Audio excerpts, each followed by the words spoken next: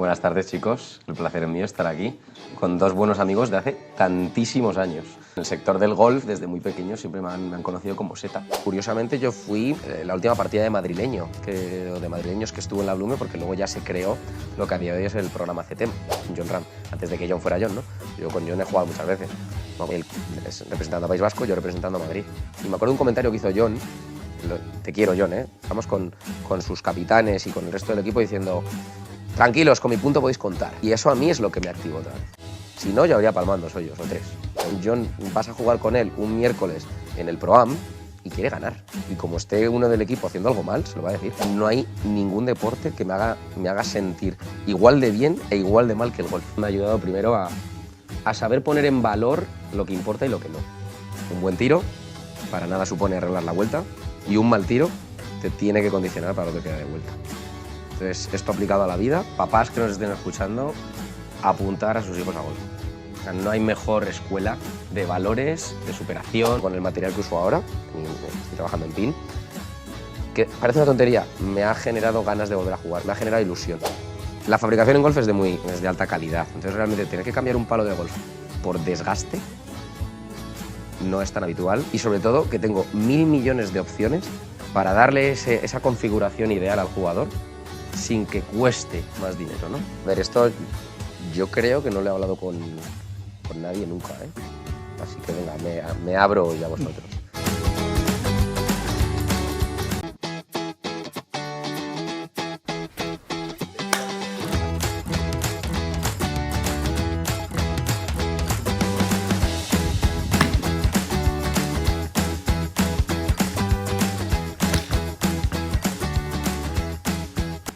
¿Qué tal, amigos? Bienvenidos a una nueva charla del Gordo y el Flaco.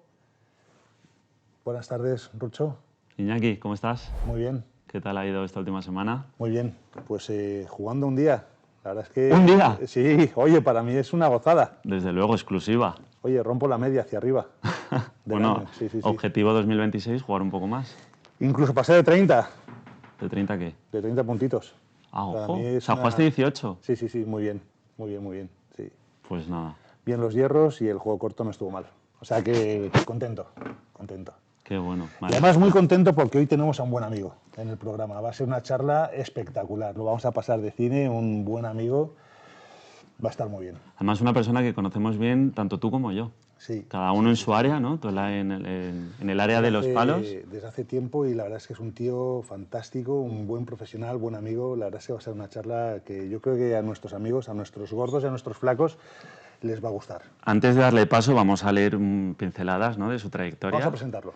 Sí, porque como bien decías, la persona que nos acompaña hoy es una persona que tiene mucho recorrido en el mundo del juego. ¿En el mundo del juego? Del juego del golf, de la competición, del campo. Menos mal. Pero también en la parte de la industria, ¿no? Sí, claro. Pero antes de llegar a la industria ha pasado pues, por la Blume, ha sido campeón de España. Campeón de España en Navarra, en mi tierra, en Zuasti, si no me equivoco, junior. Es verdad, esto nunca lo habías dicho, que eres de Navarra. Bueno, mi familia materna, yo tengo mi corazoncito navarro. Sí. Y luego, cuando acaba esa etapa, empieza a dedicarse a tu sector, ¿no? Sí, trabaja en 3 de las grandes, trabaja en Tiles, trabaja en Taylor y ahora mismo está en Ping. El tío se fue a Inglaterra, se reinventó, luego también trabajó en Decathlon, es de la herrería de toda la vida, un campazo, y tuvo mucho valor ahí de reinventarse desde pro, se fue al mundo de la industria del material, y la verdad es que un tío fantástico que, pues como decimos, se reinventó, se formó y luego es un gran fitter y una gran persona. La verdad es que es un placer tenerlo aquí con nosotros. Pues sí, con muchas ganas de charlar contigo. Jorge Simón de Miguel. Buenas tardes, chicos. El placer es mío estar aquí con dos buenos amigos de hace tantísimos años. Cada uno por un lado, ¿no?, en diferentes caminos, y mira, aquí contento de cruzarme con vosotros una vez más. Oye, hemos estado hablando antes, nos conocemos desde hace más de 15 años. Por lo menos, y más, te diría yo. ¿Sí? Yo me acuerdo de tu época cuando estabas en otras tiendas, que yo, claro, que le va a gustar más a un niño pequeño, que le flipa el golf, que ir a ver tiendas de golf cuando estaban en pleno auge, ¿no?, que pasábamos de de tienda, de pequeños negocios a de repente tiendas muy espectaculares. Y yo me acuerdo que mi padre llegaba y me soltaba en las tiendas y yo alucinaba. Y me acuerdo de ti de atenderme de pequeño con mucha ilusión también. Trasteando. Trasteando todo el día, pero eso lo sigo haciendo ahora, con mis años. Eso no ha cambiado. Qué bueno. Oye, la primera pregunta... Es que además hemos dicho los dos el nombre a la vez y tú lo has bautizado con su Es nickname. que no lo conozco de otra manera, casi.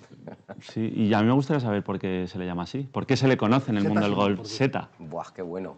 Es que realmente por mi nombre, igual en los juzgados y en las cenas de Navidad. Poco más me llaman por mi nombre, no me giraría, ¿no?, cuando me llamen Jorge.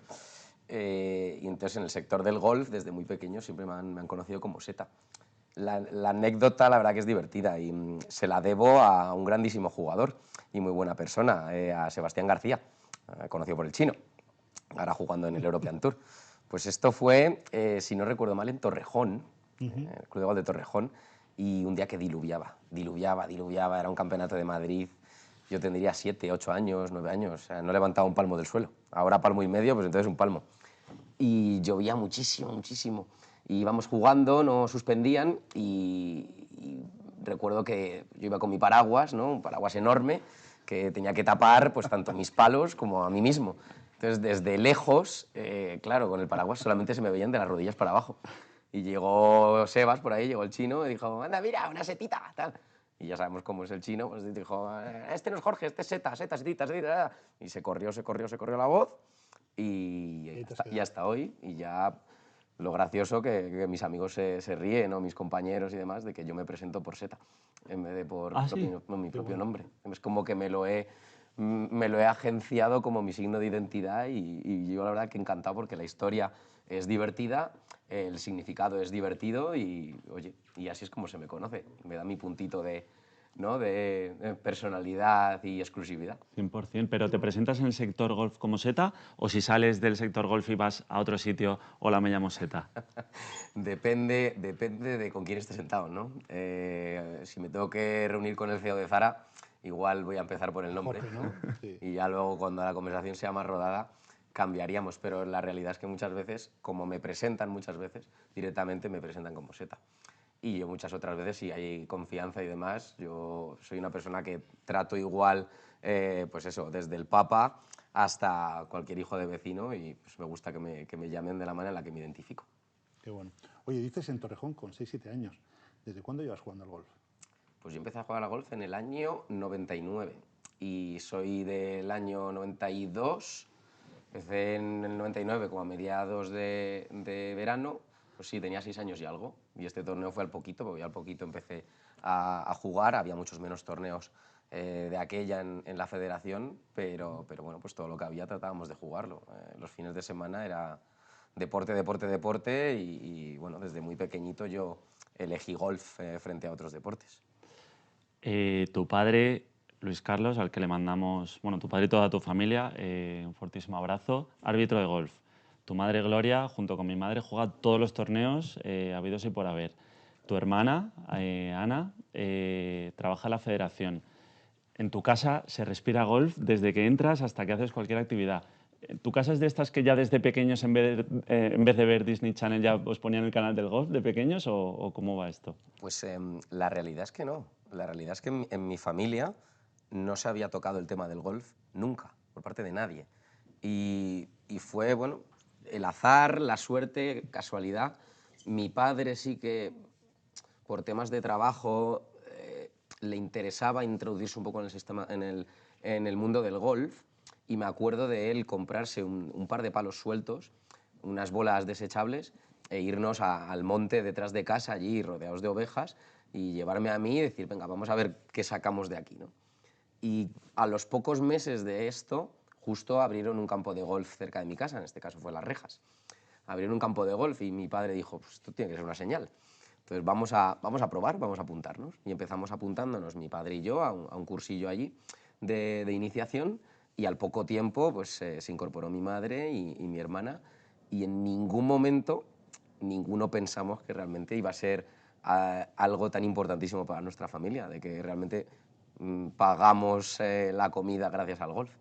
Entonces, a día de hoy, por supuesto, el golf es nuestra vida y doy gracias a Dios la de enseñanzas, la de valores, la de buenísimas personas que he conocido y la posibilidad que he tenido de desarrollar mi carrera profesional, mi hermana, mi padre y mi madre ahora jubilados y viviendo felices gracias a este deporte. O sea que realmente se lo debemos todo al golf. En Las Rejas, tu primer profe o tu profe, Javi Rodríguez, Javi Rodríguez. ¿no? Que le mandamos un abrazo desde aquí. fuerte abrazo, Sí, sí, ¿no? sí. Que tú empezaste a zurdas y Javi te cambió a diestra. Sí, yo soy zurdo. Soy raro. Entonces yo, todos los deportes... No te ha ido mal. No me ha ido mal. La verdad es que siempre te preguntas, ¿qué habría pasado, no? Si me quedo de zurdo. Si es que yo empecé de zurdo, pues yo todos los deportes que requieran del tronco para arriba, siempre he sido muy, muy, muy zurdo, zurdo cerrado. Y tenis, el deporte a lo mejor que ya practicaba desde pequeñito, siempre zurdo. Cualquier cosa que sea con las manos voy a hacerlo con la izquierda. Entonces empezamos a zurdas y me acuerdo que de las primeras cosas que se pidió por internet en mi casa fue un palo de golf de zurdo, para que el niño empezara a jugar. Y empecé a zurdas y yo tengo mi teoría. ¿Por qué lo de diestro? Estábamos en clase con 6, 7, 8, 9 niños. Teníamos 6 años de edad, distraídos todo el rato, ¿no? Entonces, yo creo que a mí probablemente Javi me diría 50 millones de veces, niño, la mano izquierda abajo, la mano derecha arriba, y subes para allá, y yo probablemente haría casi un minuto, y al minuto siguiente me perdería, vería al niño de al lado, el niño de al lado, la mano derecha abajo. Pues era la mano derecha abajo. Es que yo hacía el swing de zurdo. Y como cosa de los 6 meses, pues Javier le dijo a mis padres, oye, que el niño va a jugar a diestras. Y punto. Y empecé a jugar a diestras. Y hasta aquí, realmente. Y no te ha ido mal, efectivamente, como decía antes Iñaki. ¿En qué momento te empiezas a dar cuenta que realmente tu deporte es prioritario y que destacas frente a tus compis? Buah, es una buena pregunta. Yo siempre tuve mucha facilidad para los deportes y siempre he sido muy competitivo, he sido muy cabroncete. No me gustaba perder a nada. Entonces yo jugaba, pues, como todo niño, jugaba a 1000 cosas, yo no estaba quieto. Salvo baloncesto, que baloncesto no me han dado la estatura para ello. El resto de deportes se me daban muy bien. Y me acuerdo de una charla con mi padre, pues, como a los 11, 12 años, y me dijo, mira, ahora estás entrando en una edad en la cual si te quieres desarrollar bien en alguno de tus deportes favoritos, te tienes que centrar en ese deporte favorito y dejaremos de lado los otros. Ahora, dicho esto, ¿cuál quieres? Yo jugaba muy bien a tenis, jugaba muy bien a fútbol, jugaba muy bien a golf, estos principalmente. Y a día de hoy sigo sin saber por qué elegí golf. Cuando en tenis ya había triunfado, ya había ganado algún torneillo, ¿no?, de la escuela y demás, en fútbol siempre era un poco como el destacado del equipo. Y en golf es verdad que había ganado algún torneo a nivel local, a nivel municipal, alguna cosita en la federación, pero tampoco nada muy loco. Y le dije a mi padre que quería jugar a golf. Y seguí adelante a golf y cosa de ese verano, si esto fue una conversación en invierno, no me acuerdo, ya ese verano pues jugué un playoff de Campeonato de España, que perdí, pero fue como, bueno, una manera de autodecirme, jolín, pues igual sí que valgo para esto, ¿no? Igual es una buena decisión. ¿Con qué edad perdiste? Esto O fue sea, en jugaste. Campeonato de España infantil, que yo tendría que tener 13 años, 12, 13 años. Esto era en Costa Dorada, en Tarragona. Y tengo muy buen recuerdo porque ahí es cuando me di cuenta de que jugaba bien a esto. Entré a lo mejor el 20 y algo por hándicap al torneo sin ningún tipo de expectativa de hacer nada. Y el último día me vine el partido estelar con cartelitos con tu nombre y llegando al hoyo 18 con una oportunidad y en el hoyo 18, que esto está grabado en cinta VHS, o sea, a saber dónde estará esto, pero está grabado. Me acuerdo que metí un pad de como 13, 14 metros con el green lleno de gente para forzar el playoff y lo recuerdo como una sensación de sentirme poderoso, de decir, ¡guau!, lo que acabo de lograr, y lo tenía claro que lo iba a lograr. De esta inconsciencia de niño, de que tú veías el hoyo y de verdad lo veías como esta mesa. Y yo sabía que lo iba a meter, no tenía ninguna duda que lo iba a meter. Ojalá esa autodeterminación ahora, para todo en Eso te iba a general. decir. Lo metí y jugué el playoff, y en el playoff me estaba cagando por la pata abajo. Era la primera vez que tenía tantísima gente viéndome jugar al golf, era un montón de padres, un montón de niños, las federaciones, los entrenadores, los ojeadores, todo el mundo, y yo estaba muy nervioso, ¿no? Hice un bogey en el hoyo 1 y era un playoff de 3 y bueno, pues ganó un muy buen compañero de sector, José Pablo Segurola, que ahora mismo es representante de Trackman. Josepo. Josepo, al Buen cual amigo de la casa le también. mando un abrazo muy fuerte, pero me ganó ese playoff. Hablas de la inconsciencia cuando eres niño, de que yo creo que no eres consciente de las cosas que tienes a tu alrededor y de la magnitud de, pues en este caso, escenario, Campeonato de España, te está viendo mucha gente y esas cosas, como niño, yo personalmente, a mí me daban alas, pero con el paso del tiempo, a medida que me iba haciendo mayor, me hacían más chiquitito y me parece muy curioso ese matiz, porque es verdad que cualquier persona que te vea, no sé si tus padres a lo mejor sufren por ti desde fuera y tú, me imagino que en ese green tú lo veías claro que ibas a por ello y sobre todo a lo mejor estás visualizando, ¿no?, el éxito. Luego tocaremos el tema profesional, pero ¿cómo has ido gestionando esas emociones a medida que ha pasado el tiempo? O sea, esa determinación que tenías con esos años, ¿la has mantenido a lo largo del tiempo en el campo? Es muy buena pregunta y yo creo que es algo que nos pasa a todos los que hemos llegado a jugar a un buen nivel, a lo que sea. Hay un paso de niño a adulto que a unos les llega con 15 años, a otros les llega con 18, a otros no les llega, pero que es muy complicado de gestionar porque te das cuenta de las cosas que envuelven la competición y en este caso el deporte del golf, ¿no? De que efectivamente ya hay un green, pero también hay un agua a la derecha y la anterior la has dado un poco atrás y ahora estás 2 golpes de ventaja. Eh, ¿Qué pasa si los pierdes? Es decir, empiezas a plantearte cosas, a pensar como un adulto y bueno, ahí es, para mi gusto, los que de verdad saben sobreponerse a ese paso, son los que luego llegan a la tele.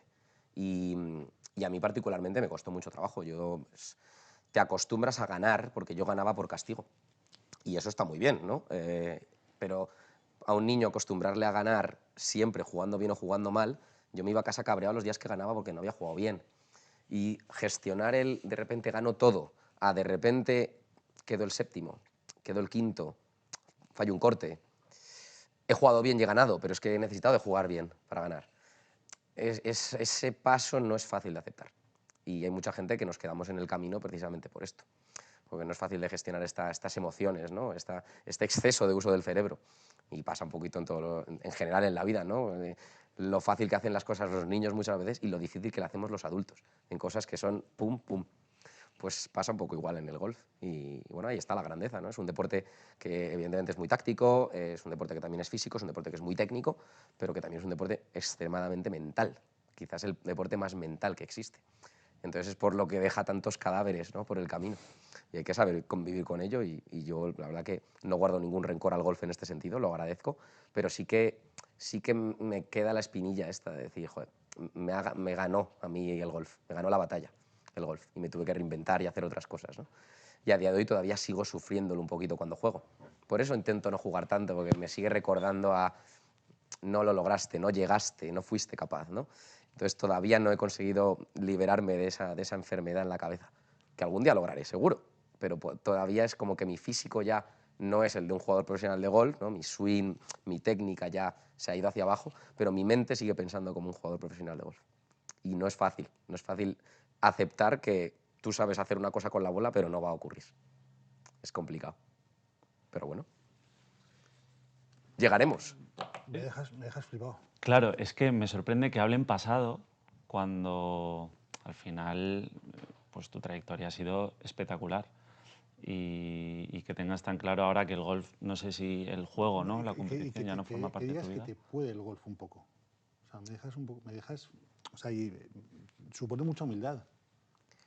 Es que es un deporte que te pone en tu sitio, ¿eh? Realmente, a todos los niveles. O sea, no hace Decirlo, falta ser decirlo en profesional de voz golf. alta, me parece una pasada. Sí, es un deporte que no hace falta llegar a un altísimo nivel para darte cuenta de lo duro que es, de lo duro que puede ser contigo, ¿no?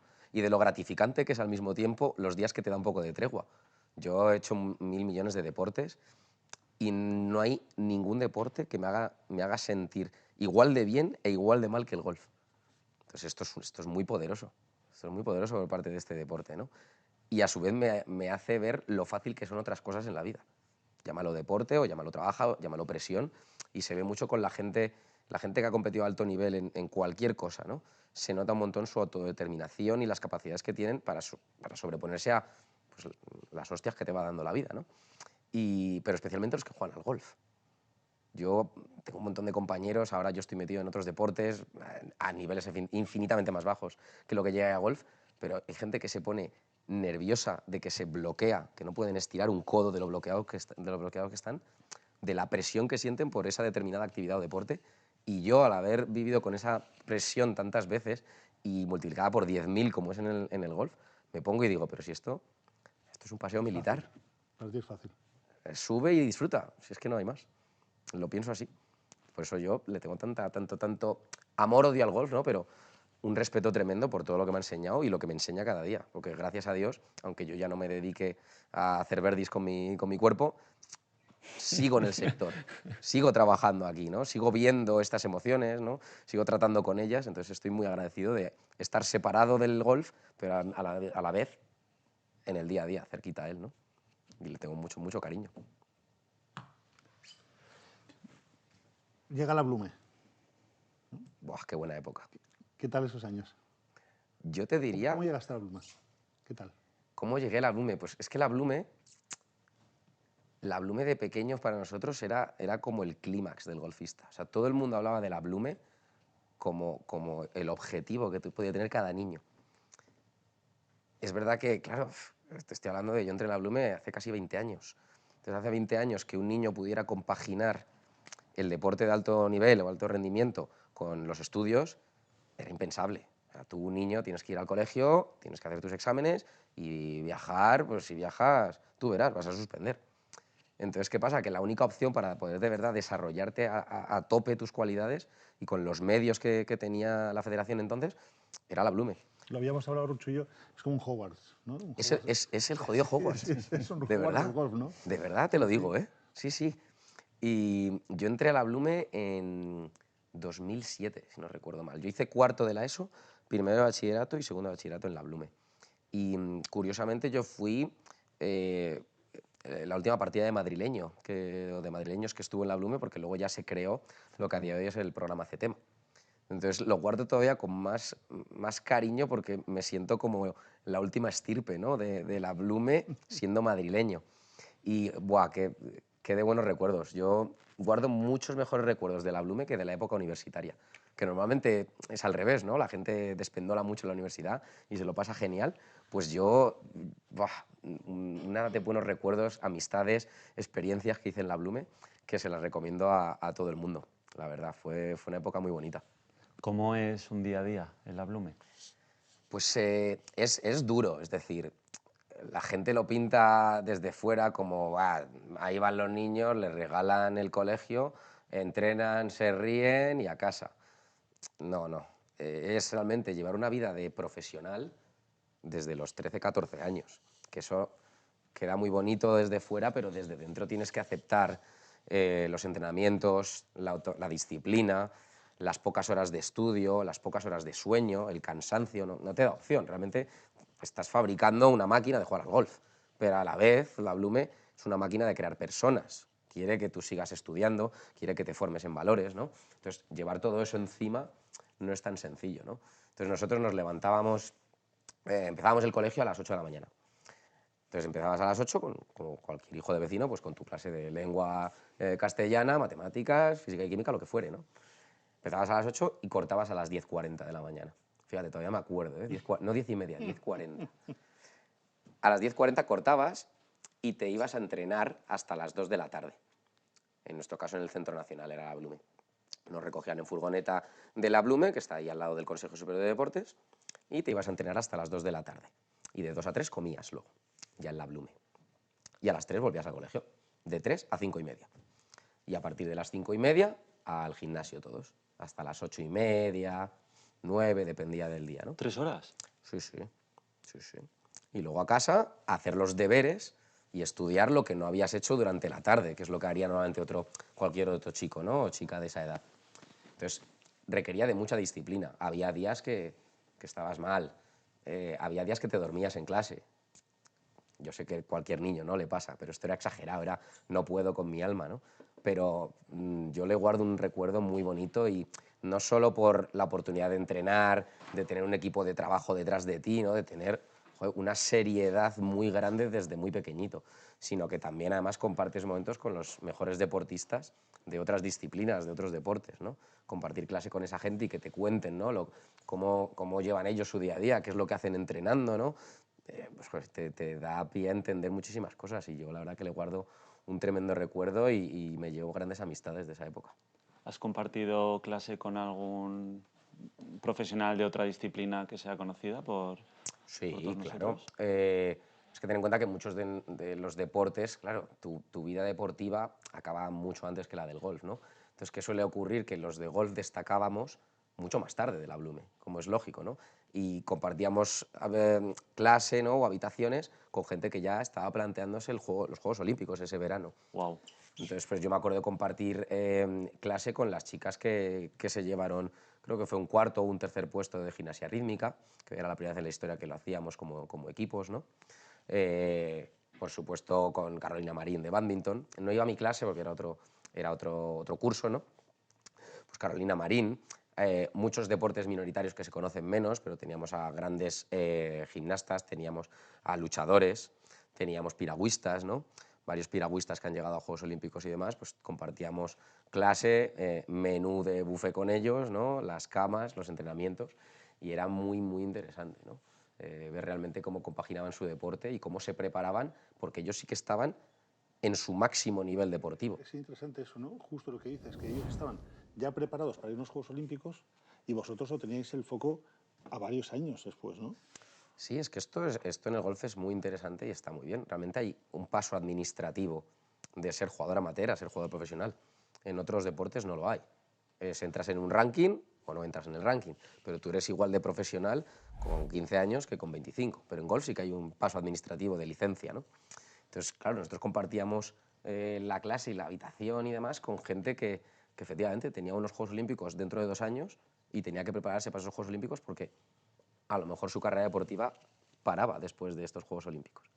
Yo me acuerdo la primera vez que salimos a tomar algo en la Blume, claro, yo entré teniendo 14, 15 años, ¿no?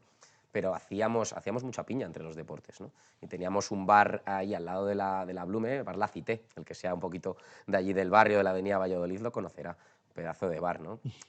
Pues me acuerdo que la primera vez que fui a tomar algo con deportistas fue la fiesta de cumpleaños de Gervasio de Fer. Que Gervasio de Fer nos invite a tomar algo, alguien al que habíamos visto en la tele, ¿no? A mí particularmente me gustaba mucho la gimnasia deportiva, además. Pues que te invite Gervasio de Fer a tu cumpleaños, pues es una cosa que mola, la verdad. Y compartir ahí pues, un rato con ellos. ¿Él había pasado por la Blume Él también? estaba en la Blume en ese momento. En ese momento estaba. ¿Qué ocurre? Que lógicamente no como estudiante en cuanto al cole, porque es una persona de más años que yo, ¿no? Pero los deportistas de la Blume que no sean golf, muchas veces lo que hacen es que mantienen su carrera deportiva en la propia Blume, en la residencia, siguen becados, etc. Entonces Gervasio en este caso pues todavía era una época en la que él vivía en la residencia y entrenaba todos los días ahí en el Consejo Superior de Deportes. Claro, gimnasia deportiva estamos hablando de una cosa que es que requiere un entrenamiento muy, muy duro. Para mí los de gimnasia, tanto la deportiva como la rítmica, yo creo que eran los que más presión tenían y los que entrenamientos más duros les ponían. Y hablabas antes de que os concentraban a todos, pues como un instituto o colegio normal, para dar clases de matemáticas, lengua, lo que fuese, para el tema de desarrollo de habilidades mentales, que al final puede haber sinergias de unos deportes y otros, ¿teníais alguna clase o tutorías juntos en las que cada uno pudiera aportar, yo qué sé, su granito de arena? No, no, y habría sido muy interesante. Pero es verdad que cuando yo hice la Blume, el tema de la psicología deportiva Ya. estaba todavía entrando. Ahora es como muy normal, ¿no? Que todo el mundo vaya al psicólogo y que, bueno, que le ayude tanto en su vida personal como en su vida profesional, ¿no? Desarrollar el cerebro, ¿no? Como un músculo más. Y en nuestra época estaba empezando. Entonces todavía incluso nosotros nos reíamos, ¿no? Venga, me toca sesión con el loquero, ¿no? Era un poco lo que nos decíamos. Que ahora, claro, viéndolo con la distancia, estás diciendo una barbaridad, porque era, y más en golf, ¿no? Quizás. Pero claro, también ten en cuenta que estás tratando con chavales de 13, 14, 15 años. Hablar de cosas mentales con esas edades también, sobre todo cuando es orientadas a tu máximo rendimiento, ¿no? En el deporte, pues son duras. Y quizás nosotros en golf éramos los que más alejados estábamos de esa faceta, por lo que hemos hablado de que nuestra carrera deportiva ahí era insignificante. Ahí todavía no sabes si te vas a dedicar al golf, si realmente vas a ser bueno, si no. Ahí estás formándote.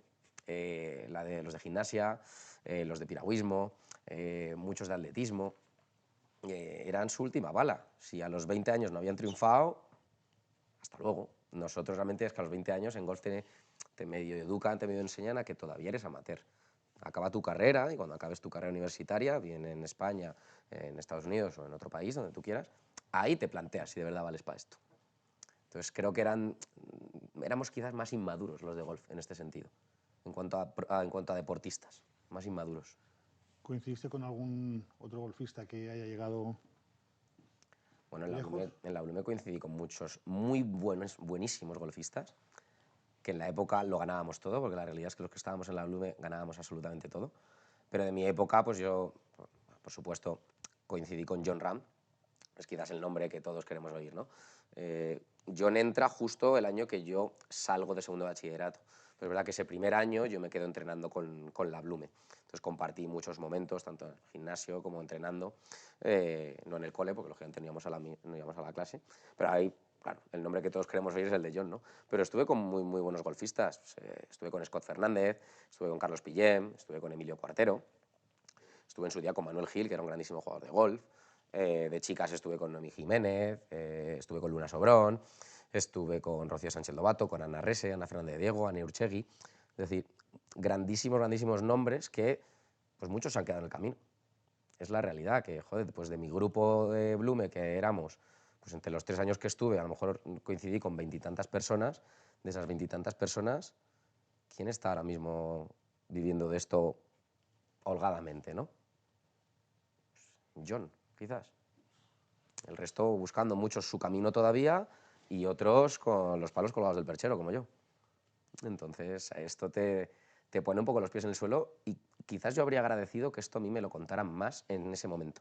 Porque yo tuve la grandísima suerte de que, bien por la familia que tengo, bien porque yo tenía claro que hay más cosas fuera del golf, yo entendí que podían salir las cosas y podían no salir.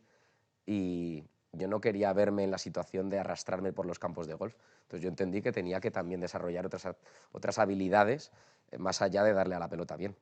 Entonces, bueno, supe llevar mi camino profesional de una manera adecuada, pero hay otros compañeros que sé que quizás esto no lo tuvieron tan en cuenta y se les han cerrado mucho el abanico de posibilidades a día de hoy. Y esto es muy duro y realmente hay que contárselo al deportista en general, ¿no?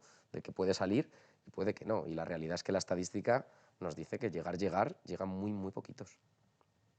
Wow. Justo has mencionado a Noemí, que estuvo con nosotros hace un par de semanas aquí en el podcast y hablaba un poco preguntándole sobre su experiencia en la Bloom. Es verdad que no hablamos tanto en detalle y me está fascinando. Nos hablaba de Jon Rahm como alguien que se diferencia del resto por su fortaleza mental, precisamente lo hablábamos antes. Y nos llamó mucho la atención, porque luego ella como jugadora profesional, que ha conseguido hitos increíbles, luego también tuvo una época de crisis, ¿no? Y ha sabido reinventarse como tú, pero me parece muy curioso que tenéis un perfil muy parecido, ¿no? Que habéis sido jugadores profesionales los dos y luego pues cada uno ha encontrado su camino. Sí, quizás lo que comentas de Jon, vamos a ver, cuando tú tienes en mi opinión, hasta los 15, 16 años, que es el momento en el que todos nos medio igualamos en cuanto a estructura física, ¿no? Unos más altos, unos más bajos, ¿no? Pero ahí es cuando de verdad todos empiezan a coger cuerpo de adulto, ¿no? Pues quizás hasta los 15, 16 años los que ganan son los que tienen un cuerpo más grande que el de los demás, ¿no? Son adultos cuando los demás son niños, entonces le pegan más fuerte, ¿no? Tienen un juego diferente. O los que tienen más tiempo para entrenar. Esa es la realidad. Si tú juegas con 14 años y entrenas 5 o 6 días a la semana cuando el resto de niños entrenan el fin de semana, mal que bien vas a ganar. ¿Qué pasaba con Jon? Que Jon realmente destacó mucho al golf a partir de ese momento, a partir de los 15, 16 años. Hasta los 15 años no era tampoco, era buen jugador, claro que sí, era un top 5 español probablemente, ¿no? Pero no era para nada el mejor. ¿Y qué pasa? Que Jon era un tío que era grande, era un tío que tenía tiempo para entrenar y era un tipo que era fuerte mentalmente. Es decir, es que cubría un full package y por eso realmente está donde está, porque le pega muy bien a la bola, tiene habilidades en todos los ámbitos, ¿no? De todos los sectores del juego, pero es que además es un tío que es un ganador y te lo decía a la cara, te decía, te voy a ganar. Yo tengo alguna anécdota con él que me pasa un poco lo mismo, ¿no? Que me sentí yo un poco un Jon Rahm antes de que Jon fuera Jon, ¿no? Yo con Jon he jugado muchas veces. Me acuerdo de un match que echamos en un interterritorial absoluto, él representando a País Vasco, yo representando a Madrid. Y me acuerdo que yo iba como 3 down, algo así, no sé si al hoyo 10 o al hoyo 9, ¿no? y el resto de mis compañeros de equipo, ¿no? Íbamos más bien sufriendo contra País Vasco. Y me acuerdo de un comentario que hizo John, te quiero John, pero me acuerdo de un comentario cuando nos cruzamos con sus capitanes y con el resto del equipo diciendo, tranquilos, con mi punto podéis contar. Y eso a mí es lo que me activó otra vez. Si no, yo habría palmando hoyos, o 3, seguramente. Ya iba cabizbajo, 3 down es como una distancia en match play a alto nivel que es jorobada de realmente remontar, ¿no? Y a mí eso me activó. Y dije, John, la acabas de cagar. Y acabamos square, me acuerdo. El partido acabó en square. Pero ahí está es un juego muy mental de realmente de estar perdido a que un simple comentario te active, ¿no? Y yo no era muy bueno en esto, yo no era un ganador. John vas a jugar con él un miércoles en el Pro-Am y quiere ganar. John no va para contentar a los patrocinadores. John quiere que su equipo gane. Y como esté uno del equipo haciendo algo mal, se lo va a decir. Ya sea el CEO de Repsol, de Telefónica, le va a decir, ponte las pilas que no vamos a ganar. Entonces, por eso es tan bueno. No porque le pegue bien a la bola, que también. Es tremendamente bueno dando la bola, claro que sí. Es que mentalmente es muy fuerte. ¿Qué aspecto de tu juego brillaba más en esa época? ¿Qué aspecto de mi juego? Yo creo que siempre he sido un grandísimo jugador de hierros. Muy buen jugador de hierros. Muy por encima de los demás. ¿Qué pasa? Que yo era infinitamente por debajo de los demás con el tee de salida. Yo, el driver siempre ha sido mi talón de Aquiles. Entonces, ¿qué pasa? Que tenía que jugar desde situaciones muy incómodas. Salvando las distancias como un sebe, ¿no? Por supuesto, salvando las distancias. Entonces, ¿qué pasa? Que yo, en el momento en el que estaba en calle, era Verdi. Y yo lo sabía. ¿Por qué? Porque mi juego de hierros era buenísimo. Yo era capaz de dejar un hierro 5 a 2 palmos. Y me lo creía. Y era capaz de manejar mucho la bola. Yo manejaba la bola alta, baja, al draw, al fade. Era muy bueno. Y luego pateaba muy bien. Si pateas bien y tiras bien a green, tienes hecho mucho. Y ahora se ve, ¿no? Ahora que hay muchas estadísticas, ¿no? La clave realmente es aquel que es capaz de dejar la bola muy cerca tirando a green. Y yo la dejaba muy cerca. Y luego pateaba bien. ¿Qué pasa? Que había muchas veces que el tee de salida me perjudicaba. Entonces yo hacía vueltas de 7 birdies, pero es que a lo mejor había hecho también 5 bogies. Entonces con 7 birdies hacer un -2 era muy pobre. Cualquier otro que le diera 7 birdies te iba a cascar un -6, un -7. Yo necesitaba hacer muchos birdies, porque hacía muchos bogies también. Me acabas de desbloquear un recuerdo que yo ni me acordaba. No sé si hemos jugado más de una vez, pero yo pensaba que no habíamos jugado ninguna, pero un match interclubes en el Centro Nacional y tú estabas en la Blume, porque tú te conocías el campo muy bien. Y en el hoyo 5, el par 5, ahora no recuerdo si tú tiraste a posta a la derecha o fue escapada. Seguramente no. Fue una espantada, seguro. Pero desde abajo, lo que me acuerdo es desde abajo, tirando de 2 a green, creo que tiraste un hierro 3, un hierro 4, y la plantaste en el green, pero un tiro que igual tienes un desnivel de ¿cuánto? De 20 metros, porque estás en la calle de abajo. Para mí era una locura, o sea, desde ahí yo lo veía totalmente impensable. Y me acuerdo yo verte desde arriba que la plantaste en el centro del green. No me acuerdo, no estabas jugando contra mí, estabas jugando, era de esta modalidad que tú jugabas contra uno del equipo, porque tú eres mayor que yo y serías cadete, y yo jugaba contra el infantil de las rejas. Pero es que ese golpe, tío, me dejó totalmente flipado. Y ahora que hablas del buen juego de hierros, yo no era consciente que era tu fuerte. Evidentemente lo vi y digo, pues este será bueno con todos los palos, pero sí que doy fe de esa habilidad. Sí, y sigue siéndolo, es decir, y es mental. Porque cuando tú te dices una cosa 150 veces, un la feo crees, se dice te la 150 crees. veces al espejo que es Claro. guapo y se lo cree. A la primera no, a la segunda no, a la tercera no. Pero un mentiroso se cree sus mentiras, esto es así. Entonces, ¿qué pasa? Que no digo que yo sea un mentiroso con lo de los hierros, pero me he dicho tantísimas veces que soy buenísimo con los hierros, que incluso ahora que no juego nunca, voy al campo y estoy tranquilo con los hierros. Si la pego mal, que va a pasar, no me afecta. Sin embargo, fallo un driver y en el siguiente tee tengo un run-run. Porque al igual que me he dicho toda la vida que he sido muy bueno con los hierros, también me he dicho excesivamente, eres malo con el driver. Y hasta que yo consiga limpiar esa creencia negativa, que no sé si lo lograré algún día, ¿no? Claro, te va a pesar. Y siempre me lo he dicho con los hierros. Eres el mejor con los hierros, eres el mejor con los hierros. Y de vez en cuando algún compañero te decía, joder, qué bueno eres con los hierros. Entonces todavía Claro, el te daba mensaje más alas. te llegaba todavía más adentro, ¿no? Y lo mismo con el pad. Qué bueno eres con el pad, jolín, es que no fallas un pad de 1,5 metros. Yo ganaba, no sé cuántas pachangas ganaba de pad. O sea, yo me pagaba las comidas con el pad, siempre. De 2 en 2 euros, ¿eh? Pero es que te las pagabas. Oye, ¿qué? Vamos a jugar una partida de pad. Venga, va, 2 euros. 2 euros, 2 euros. Y no perdía una partida de pad. Nunca, nunca. Ahora, luego me ponías con el driver y sufría más. Ahí no apostabas. Ahí no, no, yo nunca gané la estadística de calles cogidas. ¿Cuánto juegas ahora? Que decías juego poco. Buf, pues juego menos de lo que debería. Primero por tiempo, siguiente quizás por ganas. Es verdad que en verano trato de jugar y tengo la suerte de que mi familia pues, da pie a ello, ¿no? Nos vamos juntos de vacaciones y se respira golf por todos los lados. Desde mi cuñado, Antonio Puebla, le mando un abrazo, pichón. Gran amigo también de Kibel y de un servidor. Correcto. Pues tanto por mi propio cuñado como por mis padres, mi hermana, pues oye, desde luego es una afición que podemos hacer todos juntos como equipo. Entonces, en verano sí que trato de jugar a lo mejor 6, 7, 8 o 9 veces en agosto. Días hablo, ¿no?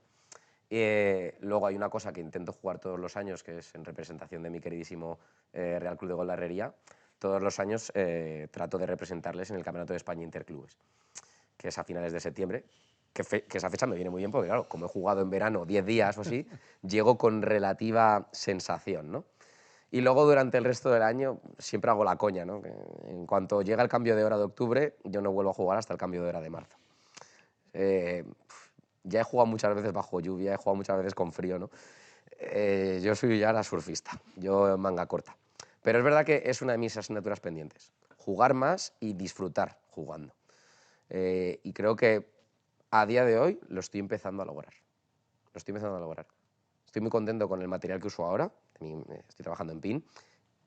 Que parece una tontería, me ha generado ganas de volver a jugar, me ha generado ilusión. Y estoy intentando jugar más a menudo. Y además está respetando bastante el tiempo últimamente.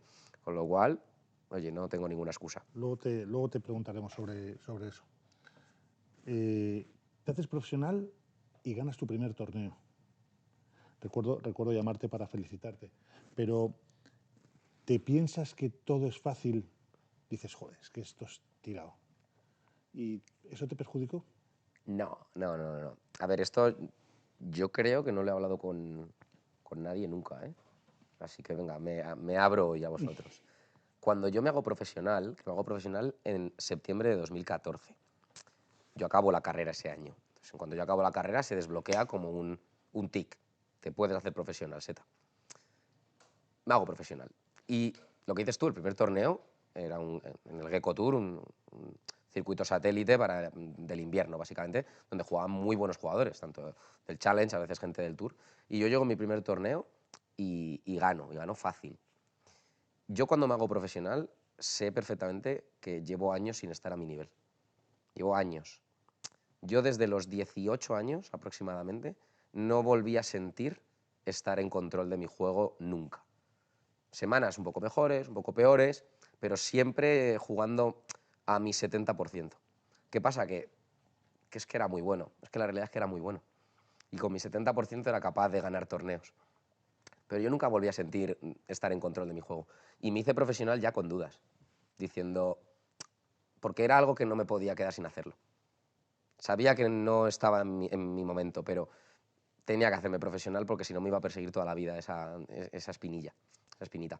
Me hice profesional y gano ese torneo, pero la realidad es que lo gano sin darle bien a la bola. La voy echando con oficio, jugando bien, meto algún pad, te lo crees, tal, pero tampoco nada de que yo diga, ya estoy otra vez.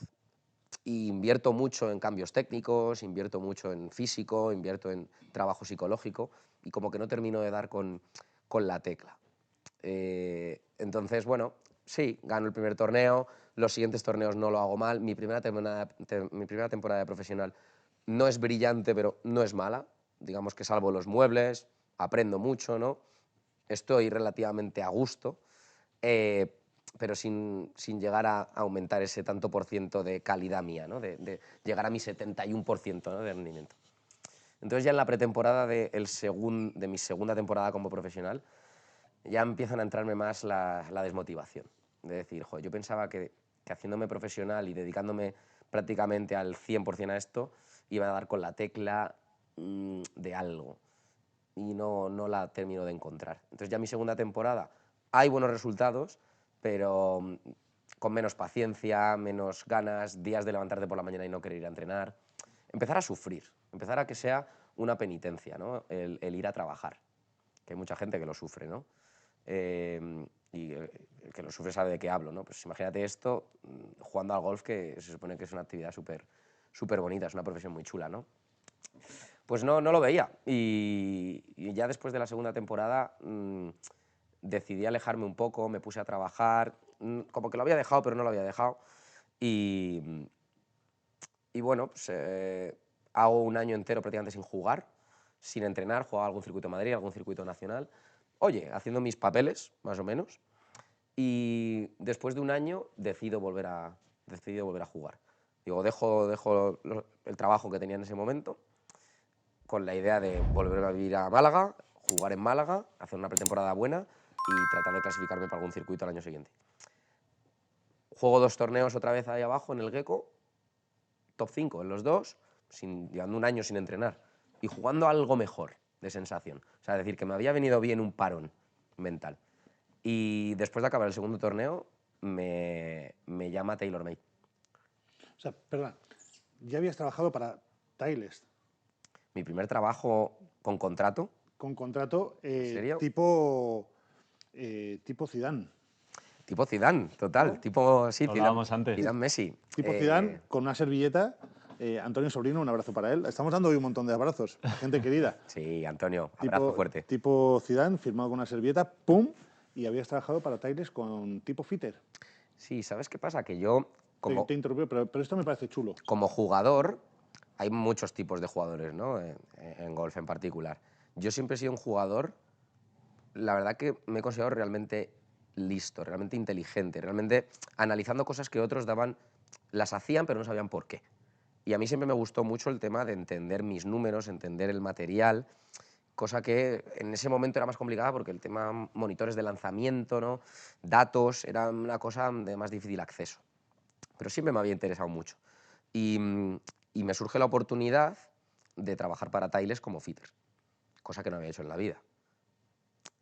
Entonces, estoy haciendo un día, estoy en el gimnasio, haciendo mi entrenamiento específico de golf, y me llama al teléfono Antonio Sobrino, representante de Titleist.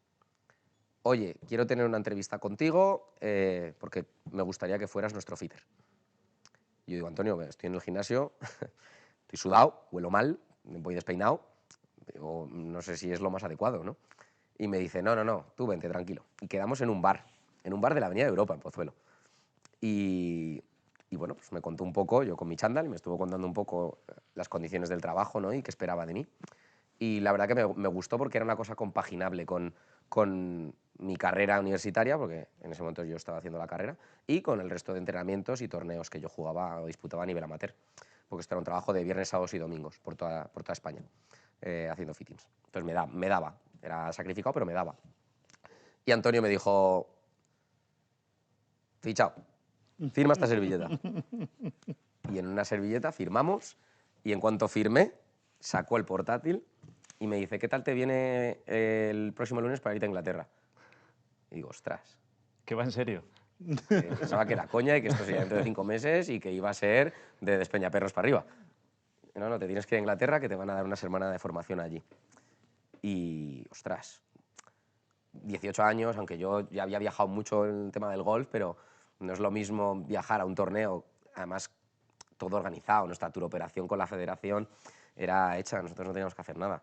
Y de repente tener que organizarte tú todo, irte solo a Inglaterra para allá, la barrera del lenguaje, que yo no hablaba mal inglés, pero de ahí a una formación, ¡guau!, sentías un abismo y la verdad que pues, es una semana que recuerdo muy grata, la verdad, aprendiendo mucho allí con los compañeros de Titleist, y fue un trabajo que desempeñé durante un par de años que creo que fue donde me di cuenta de que me gustaba ese sector, Que había para un plan B, dedicarme a ello, ¿no? al tema material. Conoces a un montón de gente. ¿Qué niño de 18 o 19 años tiene la oportunidad de subirse a un coche llevando todo el material de última generación de una marca, ir en representación de la misma y hablar con los gerentes, directores, gestores de tiendas, de campos, de grandes superficies, para organizar una jornada de fitting y atender a sus mejores clientes? O sea, aprendí una barbaridad. 19 años con mis granos en la cara, ¿no? Como digo yo. Y la verdad que ahí creo que me di cuenta de que se me podía dar bien ese sector y me abrió muchas puertas porque conocía a un montón de gente. Vale. Y, bueno, ahí empezó mi carrera dentro del mundo del material. Luego es verdad que lo dejé porque quería dedicarme a jugar. Yo sabía que esto era pues, para pagarme las copas, entre comillas, ¿no? Tener un trabajo en el cual formarme, ¿no? En el cual tener un plan B, pero que tampoco me quitara tiempo para mi objetivo, que mi objetivo era jugar al golf. Y cuando ya terminé mi carrera y decidí que me quería hacer profesional, dejé al completo el trabajo de Tiles. Decías que estás en Málaga y de repente te llama TaylorMade. Sí, buah. Yo ya había hecho una entrevista con TaylorMade. Es decir, no es que me pillara de sopetón de que te llamara TaylorMade. Pero yo había hecho unas entrevistas para irme a trabajar al servicio de Customer Service a Inglaterra con TaylorMade. Y estas entrevistas yo las hice pues, en un agosto, 4 o 5 meses antes de esto. Y llegué a la fase final de entrevistas y no me cogieron. Cosas de la vida. Un rechazo más en mi vida. No me cogieron, pero no pasaba absolutamente nada. Yo continué con mi vida y me olvidé de esto, de TaylorMade. Y cuando ya decido que me quiero volver a poner a jugar, vuelvo otra vez a esos entrenamientos, largas horas en el campo, un poquito de gimnasio, nutrición, etcétera, pues acabo el segundo torneo con buenas sensaciones y a los 2 días me llama con la persona con la que yo había estado haciendo las entrevistas, con TaylorMade. Y me dice, hay una vacante para el puesto al que optaste. Si dices que sí ahora mismo, no hay más entrevistas. El puesto es tuyo. Te tendrías que venir a vivir a Inglaterra y comenzarías el mes que viene. ¿Y tú en ese momento seguías jugando? En ese momento había decidido volver a jugar. Ponerme otra vez a jugar y ya tenía planificada mi pretemporada y qué cosas podía jugar o qué cosas quería jugar, ¿no? Explica un poco para el que no sepa qué es el trabajo que te ofrecían. Bueno, me ofrecían irme a Inglaterra, a donde están los headquarters, ¿no? de TaylorMade, la sede en Europa, en un pueblecito que se llama Basingstoke, que está como a 80 kilómetros, 70 kilómetros de Londres. ¿Y qué hacías desde allí? Básicamente es gestionar todas las cuentas de España, Italia, Portugal, pero allí desde la sede, en cuanto a facturación, en cuanto a pedidos, servicio de postventa, reparaciones, garantías, todo lo que engloba, ¿no? Que un palo se pida y llegue a manos del consumidor, básicamente. Yo creo que hablaba contigo todos los días. Yo creo que hablaba contigo más que con mi mujer. Puede ser, puede ser. Lo sentimos desde aquí si te pusiste celosa. Era trabajo, lo prometo. Sí, yo estaba muy en contacto contigo y por eso era otro trabajo también que me atraía mucho, porque, jolín, era seguir en contacto con la gente con la que lleva yo años funcionando, pero ya desde un nivel muy, muy profesional y un trabajo pues, que sabía que me iba a abrir muchas puertas. Aparte, yo decidí hacer la universidad en España, cuando lo habitual, ¿no? En chicos de alto rendimiento era que todo el mundo para América. Y a día de hoy no sabría decirte por qué yo no fui a América. Pues tuve mis oportunidades, tuve mis ofertas, ¿no? Y en el último momento decidí quedarme en España. Entonces tenía otra espinita ahí de decir, oye, ¿dónde está el SETA internacional, no? Me falta esa fase, ¿no? Más allá de ir a torneos, ¿no? A jugar fuera, que eso lo hemos hecho toda la vida, de vivir fuera en el extranjero. Echar de menos un tráfico en Madrid, que lo decía yo. Yo venía en vacaciones a Madrid, estaba en un atasco en la M40 y lo disfrutaba. Iba así con la ventanilla bajada y mi brazo así, oliendo polución o lo que tú quieras. Me da igual. Porque no llegabas tarde al trabajo, si no estás estresado como estamos todos nosotros por la mañana. A día de hoy ya empiezo a odiar el trabajo, Claro. sí. Pero todavía los días que precisamente estoy así, digo, se te recuerda esa sensación de apreciar estar en tu ciudad, con tu gente, en tu zona de control. Y eso me lo dio el irme... Estuve 3 años viviendo allí en Inglaterra. Pasé la pandemia en Inglaterra. Y fue una oportunidad muy buena, la verdad.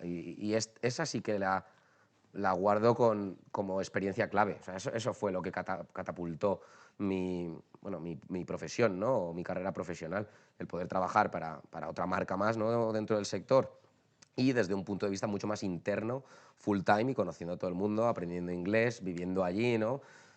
Cogiendo una experiencia brutal.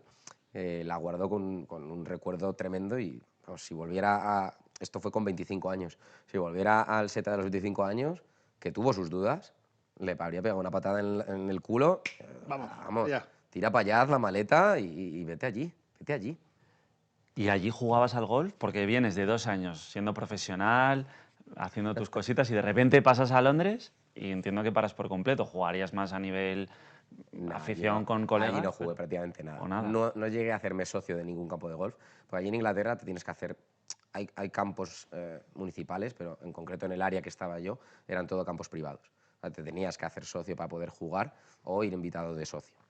El clima no es el ideal, la Aquí verdad. solo juega con sol, allí, ¿no? Ayer eso sí era duro. Vivir en un... Antes hemos comentado Hogwarts, ¿no? Pues era vivir en un Harry Potter constante, la verdad. Todo muy oscuro, ¿no? Eso sí es probablemente de lo que peor llevé. Que a las 3 y pico de la tarde fuera de noche en invierno, cosa que yo siempre mantuve los horarios españoles en cuanto a comida, en cuanto a irme a dormir, etc. Hombre, tenías que estar pendiente de nosotros, tenías que atendernos, ¿no? O sea, Total, 100%, pero mis compañeros allí, incluso algún compañero español que estuviera conmigo, ellos comían a las 12, 11:30, se hicieron al horario de allá, ¿no? Yo dije, no, aquí español, hasta la médula. Y yo comía a las 3, 3 y pico de la tarde, y me acuerdo de estar comiendo en la cantina allí de TaylorMade y de noche, cuando estaba comiendo. Y digo, qué triste. ¿qué modelos de Taylor coincidieron con... Vamos, ¿con qué modelos de Taylor coincidiste, perdón? Yo entré con el final de M2, M1 de segunda generación Bueno, y luego el lanzamiento de M3, M4. Y luego hice ya pues, M5, M6, toda la gama SIM, SIM 2, Stealth. Y bueno, pues ahora he vivido también los QI. Y ahora pues trabajo para BIM. Trabajo para BIM, marca que le tengo muchísimo, muchísimo cariño desde siempre. ¿Pin qué es lo que te hace venir a España? No, me hace venir a España. antes de eso pasas a ser... Discúlpame. No. Pasas a ser responsable de los fitters del sur de Europa. Correcto, en TaylorMade pasó la pandemia en Perdón, Taylor. Rucho, ¿eh? No. Pasó la pandemia allí en Inglaterra y se hace duro, la verdad. Primero porque no teníamos ni idea de lo que era la pandemia, nadie, ¿no? Pero vivirla desde tan lejos, con tus seres queridos aquí, no saber qué va a pasar, ¿no? Si la gente va a morir, no va a morir, si algún día voy a volver a ver a alguien sin mascarilla en la cara, etcétera, se hizo duro. Luego mi padre entró en enfermedad en ese tiempo también y yo me sentía lejos, sin poder aportar demasiado. Entonces yo quería salir de Inglaterra. La pandemia me hizo ver que ya mi etapa allí había terminado. Y forcé un poco mi salida con Taylor. Dije, mira, quiero volver a mi país, quiero volver a España. Me gustaría hacerlo de la mano de esta empresa. Y la verdad que la cosa no pintaba muy allá. No se planteaba que un trabajo como el que hacía yo pudiera ser en remoto, cosa que entiendo y respeto y acepto. En otras marcas lo hay, en remoto. Sí, en Taylor no era una opción, al menos en ese momento, ahora no lo sé. ¿Qué ocurre? Que, bueno, pues llámalo el destino, llámalo Dios, como lo queramos llamar cada uno, pero sale un puesto de trabajo en TaylorMade en categoría ya de manager para llevar un equipo de todo el sur de Europa en cuanto a eventos, formaciones, fittings, etc. Y querían que fuera alguien que estuviera ubicado bien en Madrid o en París. Y yo dije, joder, esto tiene que ser la mía. Apliqué al trabajo, también aplicó un compañero de París y dije, uff, se va a poner esto tenso. Un compañero además que lleva más tiempo que yo en TaylorMade, ¿no? Juegas ahí un poco mentalmente con el hecho de los galones, es decir, como lleva más tiempo a lo mejor se lo dan a él. Y bueno, hicimos todo el proceso de entrevistas y me lo dieron a mí. Me lo dieron a mí y pude volver a España a finales de 2020 con este puesto de trabajo. Y bueno, lo mantuve pues hasta principios de 2025. ¿Y ese rol que tenías en Taylor, te llega la oportunidad de Ping? ¿Tu día a día es similar? Es semejante en lo principal, ¿no? En acostumbrarte a ser muy autosuficiente, en trabajar en remoto al 100% porque no tienes oficina en tu ciudad, ¿no? Entonces, en ese sentido, el cómo organizarte tu jornada laboral es muy semejante. Vives en la carretera, tu oficina es el coche. Y tienes que ser muy organizado, lógicamente, cuando no tienes unos horarios, una oficina, ¿no? Alguien encima de ti en este sentido. Entonces, en este apartado muy parecido, con lo cual fenomenal, porque no supuso un cambio brutal en mi día a día, cosa que sí pasó cuando me vine de un concepto de oficina de Inglaterra a España. Cambió completamente, ¿no? Pero ahora ya en ese sentido es muy parecido. ¿Qué pasa? Que aquí mi rol es más ventas, gestión de cuentas, cuando a lo mejor en mi última época en TaylorMade era más gestión de un equipo, gestión de eventos, fittings, formaciones, ¿no? Vale. Aquí es más, tengo, gracias a Dios, mucho más trato directo con, bueno, con el distribuidor, con la tienda, ¿no? En este caso, pues con Iñaki trato prácticamente a diario. Cosa que agradezco porque lleva unos años sin tener un contacto tan directo y tan asiduo como el que tengo ahora. O sea, ahora digamos que es más B2B, ¿no? Y antes estabas más, pues entiendo, con el cliente final, haciendo fittings, haciendo demos. Era una combinación de las dos, tanto un cliente final, ¿no? como un apartado de trabajo muy interno y también soporte al cliente. Vale, tú aquí, Iñaki, corrígeme con lo que necesites porque al final es muy interesante todo el expertise que puedes aplicar en esta entrevista porque estamos en Kibel Golf, que no le hemos dicho dónde estamos. Estamos en Kibel Golf, Tu ¿no? tienda. Tu casa del golf. Exacto. Tu casa del golf, sí. Sí, unos pocos años de experiencia tienes, Iñaki. Claro, entonces aquí Poca es gente que me en el imagino, sector. es que estoy viendo Iñaki inquieto y me parece genial que aportes aquí todo tu No, conocimiento porque yo el mío estoy disfrutando, joder, es básico. hablar de golf con seta es una gozada, ¿no? O sea, Sí, no, pero ahora que llega la parte material es que hay yo quería hacerte una muchos pregunta temas. muy tonta. Si tuvieses que definir a las 3 marcas con las que has trabajado en una sola palabra, ¿cómo las definirías? ¿Cómo las definiría? Voy a decir, Tiles quizás sería la tradición, pues lo definiría yo. TaylorMade quizás sería más innovación.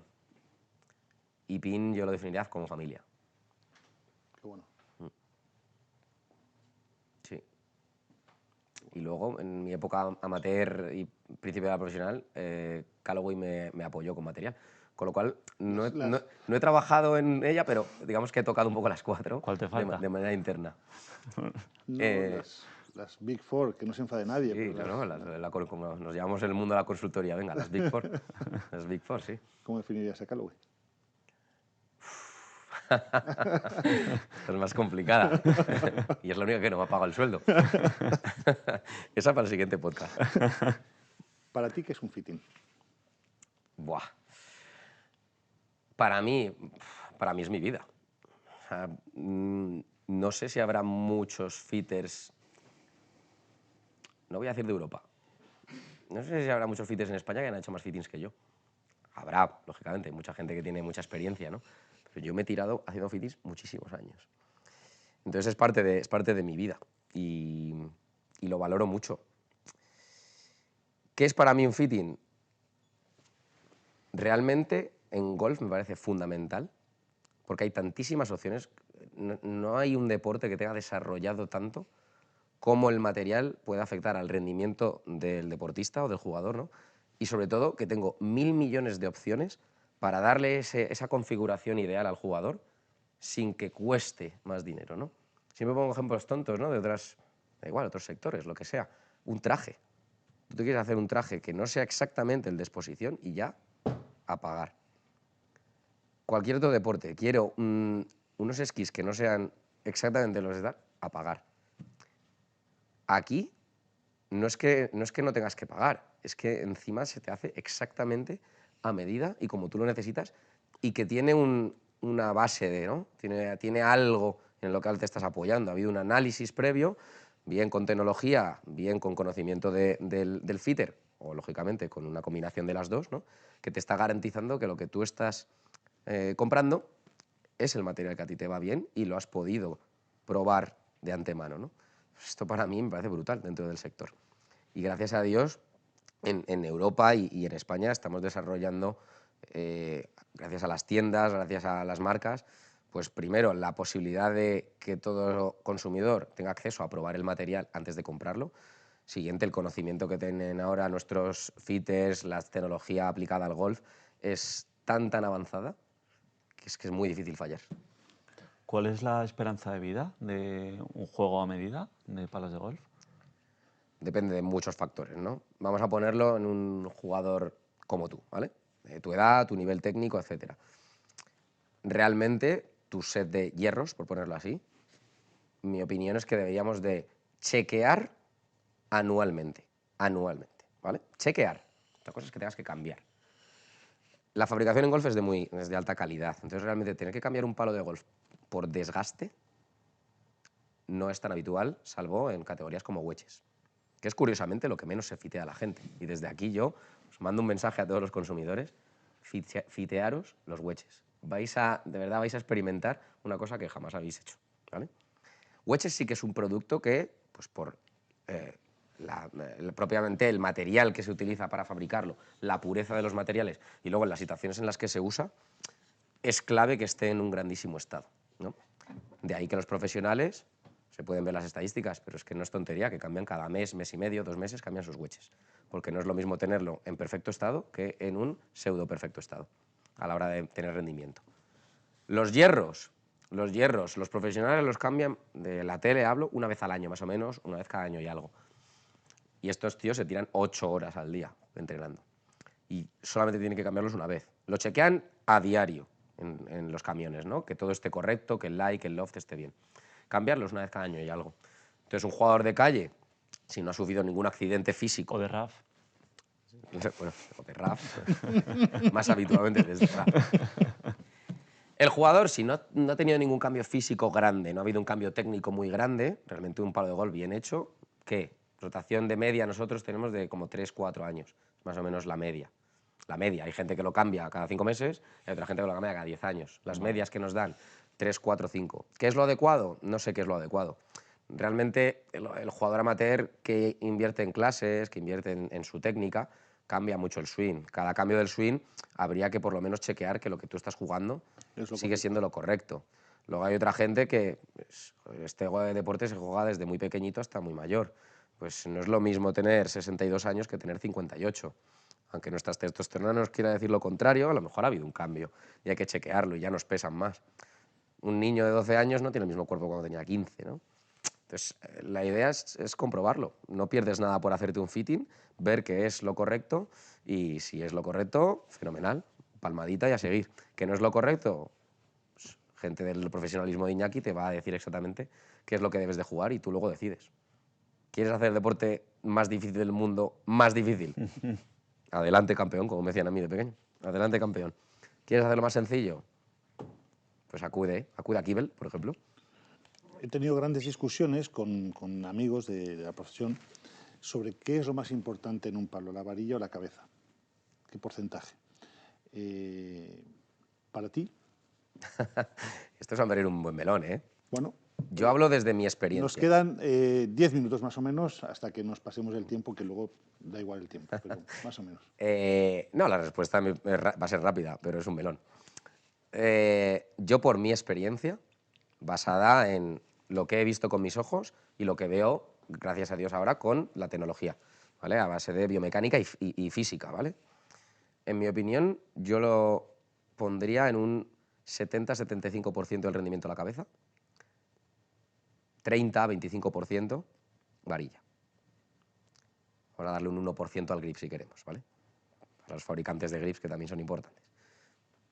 Eso basado en mi experiencia, que no quiere decir que, lógicamente, la varilla no tenga un peso importantísimo. Me estás diciendo 70 cabeza, 30 varilla. Dentro de, y esto lo explico yo cuando hago fittings, dentro de que no me estén dando una incongruencia. Yo doy por hecho que no hay ningún fitter que te esté dando una incongruencia. Puedo discutir de si 107 gramos son mejores que 104, pero realmente estamos hablando de prácticamente lo mismo. Pero no puede ser que un fitter te recomiende 107 gramos y te vas a la casa de al lado y te recomiendan 50. Ahí hay algo que falla. Hay uno de los dos que está diciendo algo que no es congruente. Entonces, dentro de recomendar algo con congruencia, yo te diría que 70% del rendimiento lo puedo lograr con una cabeza adecuada, mientras que no esté dando una varilla de 3 pulgadas más larga al jugador, no esté dando una varilla extra stiff a un jugador de 12 años o a una mujer. Dentro de ciertos parámetros de congruencia, yo lo haría así. ¿Qué pasa? Que efectivamente una varilla completamente errónea, desde por su gramaje, su flexión, su torsión o su estructura, ¿no? Sus longitudes, hace sentir bastante peor al jugador que una mala elección de cabeza. Es decir, se puede sentir peor una mala elección de varilla. Rendimiento se rinde peor con una cabeza incorrecta. Esa es mi experiencia, lo que me dice. Entiendo que hablamos de drivers. No, Cualquier cosa. en general. Cualquier cosa. Y del mismo nivel, es decir, ¿altera de la misma manera a alguien que esté empezando a handicap 36 que a un handicap de un dígito? Bueno, son fittings diferentes. Aquí Iñaki puede aportar mucho también, más que yo probablemente. No, no, no, no. Yo las cosas que comento, que hablo con un fitting a un jugador profesional, no es lo mismo que yo hago con un jugador de handicap 30. Hay ciertos detalles que yo con el de jugador de 30, de handicap 30, obvio, ¿vale? No los comento, y con el jugador profesional tengo que ir al milímetro. Tengo que comentarle, oye, si hacemos esto, puede que ocurra esto. Porque él lo va a Tienes notar. más ganancia en un jugador handicap 30, mucho más habitualmente. Correcto, porque es raro que un jugador profesional lleve un palo Por eso. que no esté medianamente adaptado a él. Veo muchos errores de bolsa en grandísimos jugadores, pero no tan grandes como puede haber en jugadores de handicap 15, 20, 25. Yo te diría que hay más errores, por supuesto en iniciación, porque al final cuando alguien inicia coge No, lo primero que ve, ¿no? Esa seguro que es la categoría que más ayuda y asesoramiento necesita. Pero yo Pero en un handicap medio. donde más errores veo garrafales de bolsa es en el jugador que ya sabe jugar, pero o no ha tenido un buen fitting, o no se ha hecho fitting, o ha comprado con desconocimiento.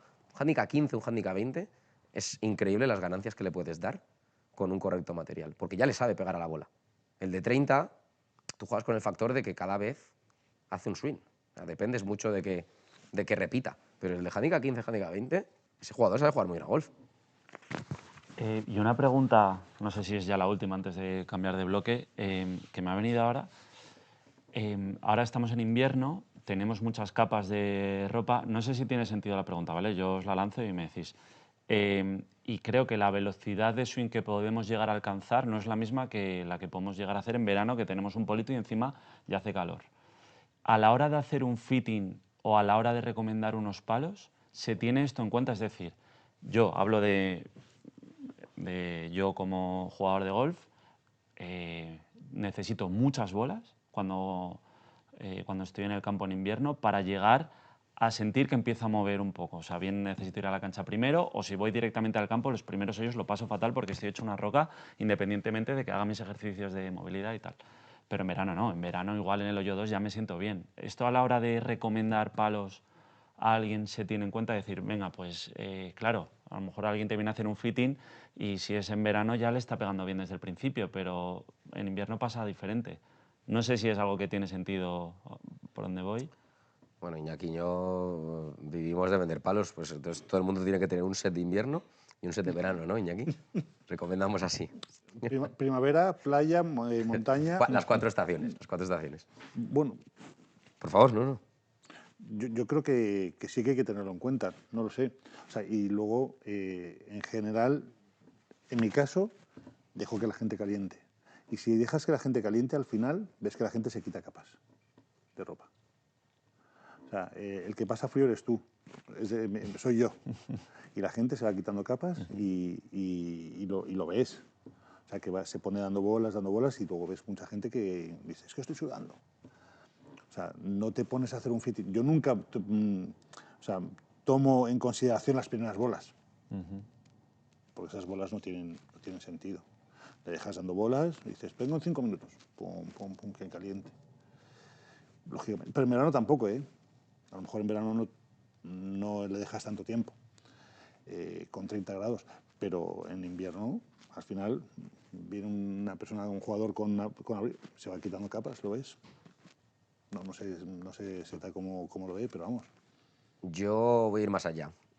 Yo hace años, yo lo describo así, yo hace años hacía fittings románticos y ahora hago fittings matemáticos, porque me he vuelto más insensible, si quieres. La matemática no me falla, lo romántico es más subjetivo, ¿no? ¿Este chico es guapo o es feo? Pues no lo sé. Efectivamente, en invierno y en verano la sensación del jugador es completamente diferente si llevo 4 capas, si hay 2 grados fuera, o si hay 25 y voy en mangas de camisa, ¿no? Pero realmente los datos del swing del jugador No mienten. son prácticamente los mismos. Que yo en verano a lo mejor en mangas de camisa y estoy algo más cómodo con mi físico, muevo el palo 2 millas más rápido, me lo creo. Pero 2 millas no es realmente lo suficiente para plantearte un cambio de material Vale. con respecto a tu juego, ¿no? ¿Qué pasa? La bola, por supuesto, volará mucho menos, pero no porque yo mueva el palo más despacio. La bola vuela menos porque hay 20 grados menos. O porque ahora en verano juego en Madrid Menos y... humedad, más humedad. Claro. O sea, Vale, vale. Entonces, no creo que sea tanto porque mi físico no me permita llevar esos palos. Todos nos vamos a sentir más incómodos, más pesados, más lentos en invierno, es lo lógico, pero te dé una varilla de 120 gramos como te dé una de Que la 40. diferencia es eso, lo que acabas de decir, 2 millas por hora máximo, que tampoco supone un... En tus primeros swings, a lo mejor, efectivamente, tardas más en Vale, calentar. sí, pero una vez que esa llegas es al momento... tu responsabilidad, digamos, como jugador, Obvio. ¿no? Voy a jugar al campo y yo soy el primero que no pega una bola, ¿vale? Pero efectivamente, en invierno, a lo mejor yo hasta los 4 o 5 no me noto ya en swing, no en swing técnico, sino en swing de poder moverme. En verano pegas el primer driver y ya estás, ¿no?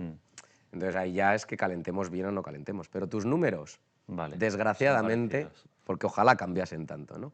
Pero ese optimismo que tiene el golfista, ¿no? De, es que hoy he desayunado menos, hoy lo estoy pegando menos. ¿Sí? Ojalá de verdad hubiera tanta variedad para que pasaras de pegar 200 metros un día a 250 en la misma estación. No es la realidad, ¿no? Vale, última pregunta. Última pregunta antes de pasar al siguiente bloque. vale. ¿Hacia dónde crees que va la industria del golf? ¿Y hacia dónde crees que va Ping? En cuanto a material, hablamos. En general. Sí, general. vamos, en material, pero vamos. Desde el punto de vista de como deporte, creo que nunca hemos estado mejor que lo que estamos ahora mismo. Es decir, desde un punto de vista social, creo que la imagen del golf está mejorando. Estamos haciendo todos mucho esfuerzo para que esto sea así y queda muchísimo por hacer y recorrer. Pero creo que el golf está en un grandísimo momento en España en estos momentos. España y en Europa, ¿no? En general. La gente se apunta a jugar, yo voy a los campos de golf y veo un cambio generacional positivo. Ves desde niños, papás, abuelos, ¿no? Cosa que durante un tiempo hemos estado un poco paradetes. Entonces, en ese sentido, creo que mejor. Que faltan muchas cosas por hacer y podríamos meternos en materia de escuelas, campos de golf, etcétera, por supuesto.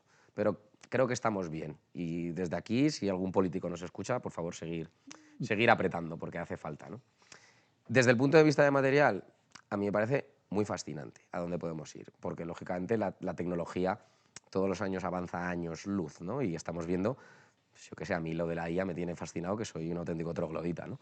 Yo para estas cosas, a mí lo de la IA me tiene fascinado, pues la IA aplicada al golf está también en auge.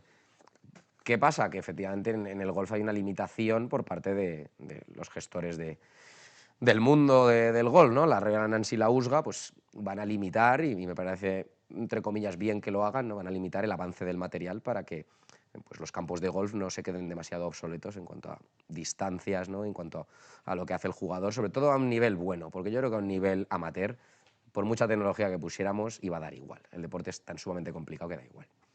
Pero bueno, tenemos nuestras limitaciones en cuanto a qué puede hacer un palo y qué no lo puede hacer. Pero que estoy muy expectante por ver qué logramos. No solo en que salga un driver que le pegue más recto y que no sé qué, ¿no? Sino, oye, ¿y qué va a pasar con el gol dentro de 5 o 10 años? ¿Cómo se va a jugar? ¿Cómo van a ser los torneos? ¿Qué formatos? ¿Cuántos jugadores va a haber? ¿Hasta qué años vamos a ser capaces de ir jugando al golf, ¿no? ¿Con qué años se puede empezar? O sea, creo que es un abanico muy interesante de posibilidades. Y aquí estaremos para verlo, esperemos. Tocamos madera. Claro que sí. Pues pedazo charla, la verdad. Vamos a pasar ahora a los 9 segundos. Esta ha sido los 9 primeros.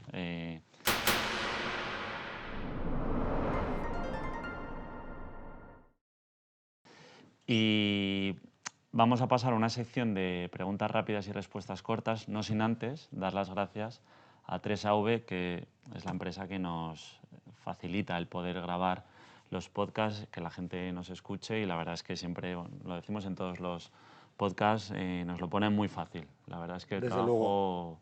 de verdad viene por parte de ellos. Nosotros tenemos aquí la parte un set de fácil, que es grabación hacer increíble preguntas. en la tienda, es una pasada. Todo el que entra aquí alucina con lo que tenemos montado. Es un estudio de televisión alucinante. Y nos dejan una pregunta que es el golpe perfecto. Patrocina la pregunta, mejor dicho, y que es para ti, ¿cuál ha sido el golpe perfecto? ¡Buah! El golpe perfecto. Tengo muchísimos, ¿no? La realidad es que tengo Yo muchísimos. no sé si tengo alguno. A ver, la gente, ¿no? En golf enseguida te lo va a llevar hacia los hoyos en unos, ¿no? Yo tengo la suerte de que tengo, no lo sé, 30 hoyos, no lo sé. Tengo muchos. Y en competición tengo 2, en concreto, compitiendo a alto nivel. 30 hoyos en uno. 30, 29, 33, no lo sé. Yo ten en cuenta que primero he jugado mucho al golf. Siguiente, he jugado también muchas veces pitch and pad, me crié jugando también en las rejas. Tienes muchas oportunidades, realmente. Y si entrenas todos los días, juegas mucho, eres preciso. Yo he dicho que mi fuerte eran los hierros. Tendré casi más hoyos en unos que calles cogidas. Tengo muchos, tengo muchos. En competición ya te digo que yo recuerde tengo 2. Presencié un hoyo en uno con coche en un torneo de profesionales y no se lo llevó. Toma ya. Jugando, Sabía esto llevar es anterior. jugando en Túnez. Jugando en Túnez, ahí en Tunisia, un tío en mi partido, había un Jaguar. Hizo un hoyo en uno. Buah, imagínate, yo me volví loco, vamos, lo celebré más que él. Y cuando entregamos la tarjeta, le dijeron, es que en el mismo día ha habido ya hoyo en uno antes que vosotros, antes que tú. Y se lo va a llevar el otro. Qué duro. Digo, Dios. Le invité una cerveza luego a la cava. Digo, qué mínimo, menos. qué mínimo. No es un Jaguar, pero bueno. Entonces, buah, Para mí el titular es ese, mi golpe perfecto es que tenía 30 hoyos en uno. Vamos, no sé si Absolutamente. quieres hablar de alguno, pero teniendo 30, ¿qué nos vas a decir? Yo quizás el, el golpe o el momento que más recuerdo guardo de mi carrera, quizás es cuando gané, no sé si es el campeonato más importante, yo creo que no, pero el Campeonato de España Sub-21 que gané, venía de haberlo pasado muy mal, una mala época, jugando mal y afectándome a mi vida personal. Y no es un golpe en particular, es la semana en sí, ¿no? Lo comentabas, en Zuasti, en tu tierra, pues ganar esa semana viéndome mi padre además. Mi padre, yo le recuerdo haber llorado 2 veces en su vida y una de esas es esa. Entonces, esa semana para mí fue muy, muy, muy especial. Entonces, yo te diría que el último pad de ese torneo, que era un pad así, y tenía 2 pads para ganar, es decir, no había presión en ese pad, pero ese último pad, cuando escuché el sonido de la bola entrar, fue como un... ¡Buah! Lo he logrado. Por esto merece la pena, ¿no? Entrenar. Quizás ese sería mi golpe perfecto. Pues golpe perfecto patrocinado por 3AV, precisión y buen rollo. Vale, pues vamos a la sección de preguntas, Preguntas rápidas, rápidas. respuestas cortas, ¿vale? ¡Buah! Cortas y Es al pie, fácil. vamos. Ahora no se Bueno, te puede. voy a preguntar. Va. Siempre le preguntamos a los invitados qué handicap tienes. En tu caso, ¿a qué edad te pasaste a pro? Pero es que hay un detalle que me ha chivado tu hermana, que no lo hemos hablado, y es que te has pasado a amateur, ¿puede ser? He hecho backspin. ¿Has Sí. hecho? Sí, sí, sí. Pues sí, yo he sido 2 veces amateur y una vez profesional. Hay gente que lo puede decir, no mucha. Yo me hice profesional en 2014. No recuerdo el handicap. -3. Porque te han devuelto el que tenías. No. entiendo. Ah, No. Yo me hice con +3 y pico, no me acuerdo, por ahí. Y cuando me volví a hacer amateur, que lo solicité, me dieron sin alcohol. 0-0. 0-0. vale. 0-0. ¿Con qué frecuencia juegas a día de hoy? Una vez cada 3 meses. ¿Con qué, bueno, nos lo has contado antes, ¿con qué edad empezaste? Con 6 años. ¿Recibes a día de hoy instrucciones técnicas, clases? ¿Tienes algún coach, mentor? Bueno, he dado una clase de este año de golf con un muy buen amigo, con Jacobo Pastor. Tenía idea de, venga, va, voy a intentar a ver si con una clase me motivo. Y no fue culpa del profesor, pobrecito Jacobo. Pero me di una clase con él este año, en verano, en junio o julio, por ahí. ¿Eres de técnica o eres más de sensaciones? He tenido fases. Pasé de ser un jugador de mucha sensación a querer ser un jugador muy técnico y la cagué. Entonces, a día de hoy busco volver a ser natural. Sensación. Y ya por último, por la parte de que no lo he dicho, de GolfSet, que es la parte que represento yo en esta mesa, que es la Academia de Golf, que está aquí en el Estudiante. A día de hoy, ahora que no compites, entiendo que antes sí, ¿eres de los que calienta antes de jugar o vas directo al tee del 1? También he tenido fases, pero no por el hecho de calentar o no. Calentar he calentado siempre, ¿no? Ejercicios de movilidad, lo que fuera, y luego, por supuesto, mi ratito de cancha. Pero yo hubo un tiempo que no podía dar bolas antes de salir a jugar. No podía. Ver volar la bola me iba a condicionar. Error completamente, pero luchas con lo que hay. Pero si tuviera que elegir, si quiero un máximo rendimiento, yo doy bolas. No lo hago ahora, pero si busco rendimiento, si me veis un día jugar, que hemos quedado a jugar y estoy dando bolas, es porque os quiero sacar la pasta. Si voy directo al Tiel 1 es que me da igual. ¿Cuál es tu palo favorito de la bolsa?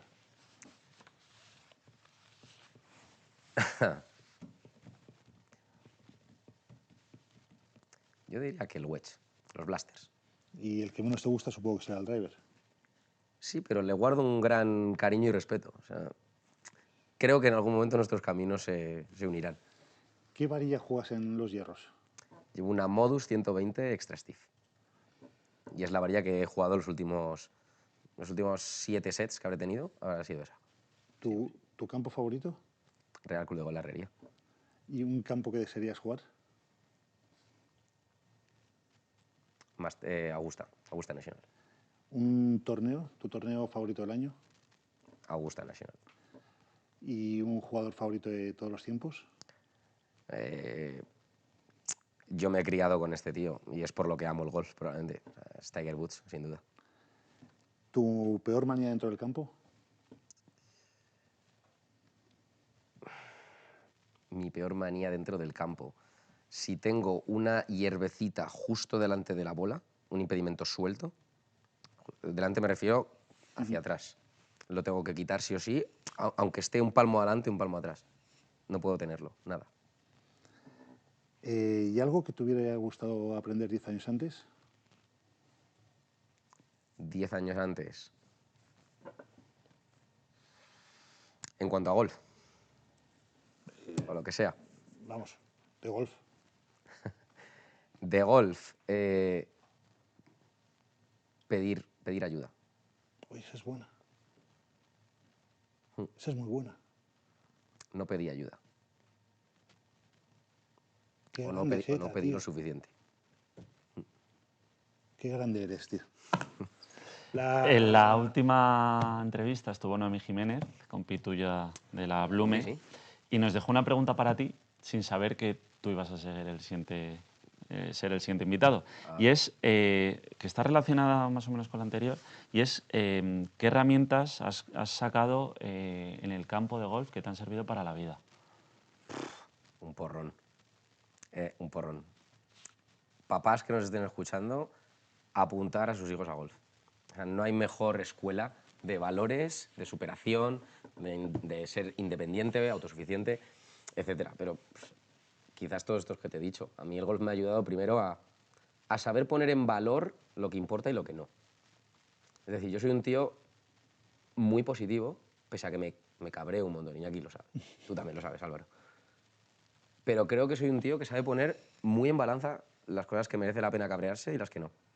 Entonces, nunca me verás súper de bajón ante un problema, ante un encontronazo de algo, como tampoco me verás súper mega excitado de perder el norte, de decir, ya está todo hecho. Entonces, a mí esto me lo ha dado el golf. De un buen tiro, para nada supone arreglar la vuelta, y un mal tiro te tiene que condicionar para lo que queda de vuelta. Entonces, esto aplicado a la vida, lo que te he contado. Saber poner en balanza todo y valorar lo que es importante, lo que merece la atención y lo que no. Wow. Y una pregunta para nuestro siguiente invitado, sin saber quién es. Una pregunta para el siguiente invitado, sin saber quién es, relacionada con el mundo del golf. Vale. Bueno, esto se trata de crecer, ¿no? ¿Qué cree esa persona que es necesario o cuál es el próximo movimiento por parte del golf para seguir creciendo como industria? Qué bueno.